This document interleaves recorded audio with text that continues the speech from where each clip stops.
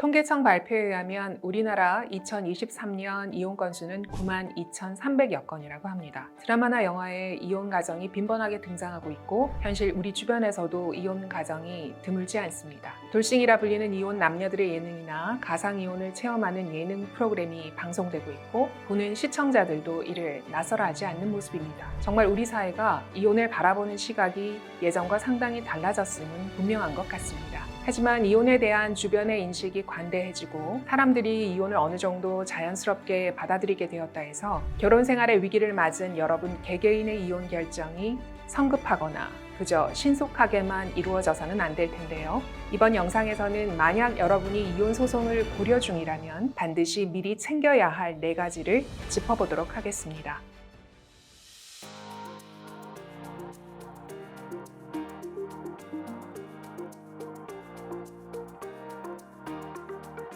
여러분, 신속한 이혼을 원하십니까? 법원은 당신의 무한 이혼을 바랍니다.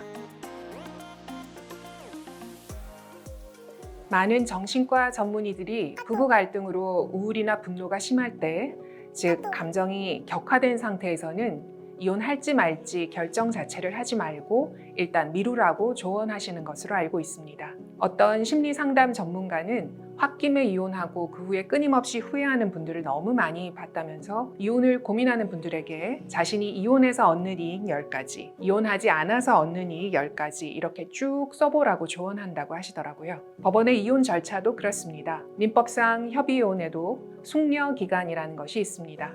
협의이혼을 하려면 가정법원이 제공하는 이혼에 관한 안내를 받아야 하고요. 가정폭력 등의 급박한 사정이 있는 경우를 제외하고는 미성년 자녀가 있는 경우에는 그 안내받은 날로부터 3개월, 미성년 자녀가 없는 경우에는 그 안내받은 날로부터 1개월이 지난 후에 협의이혼 의사 확인을 받을 수 있습니다.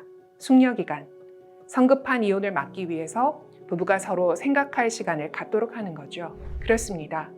법원은 여러분의 신속한 이혼보다는 신중한 이혼을 바란다고 할 수 있겠습니다. 재판상 이혼은 어떨까요?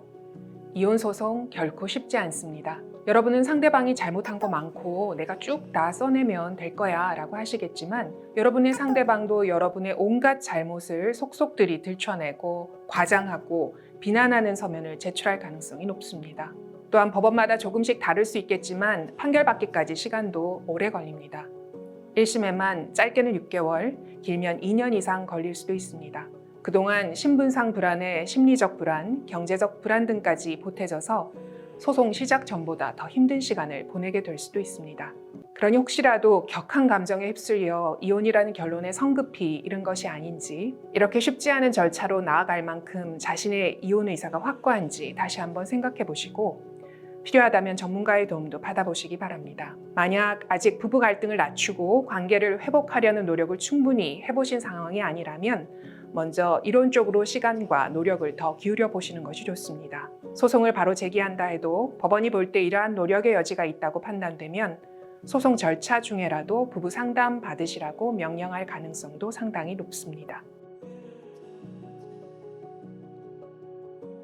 이혼 소송에서 부부 중 일방이 원고, 그 상대방이 피고가 되죠.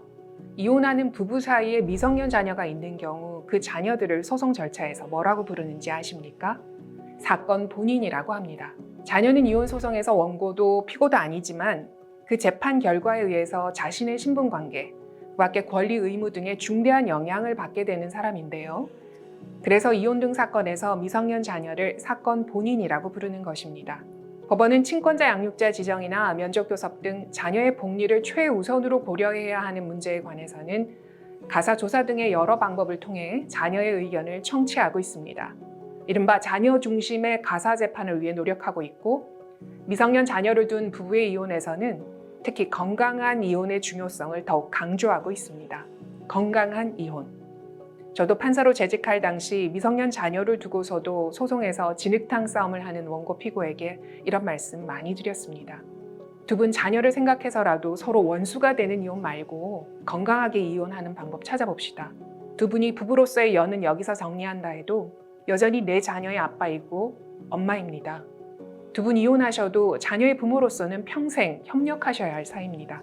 그러니 소송을 하시더라도 나중에 자녀 문제로 서로 협의하고 대화할 수 있을 정도의 관계는 남기셔야 하지 않겠습니까?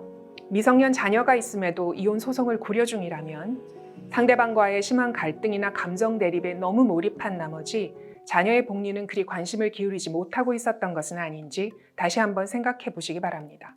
이혼은 당사자인 부모에게 못지않게 그 자녀에게도 인생의 중대한 사건이고 변화입니다. 이혼이 불가피하다면 소중한 자녀의 복리를 소홀히 하지 않는 건강한 이혼이 될 수 있도록 준비하고 대처해야 할 것입니다.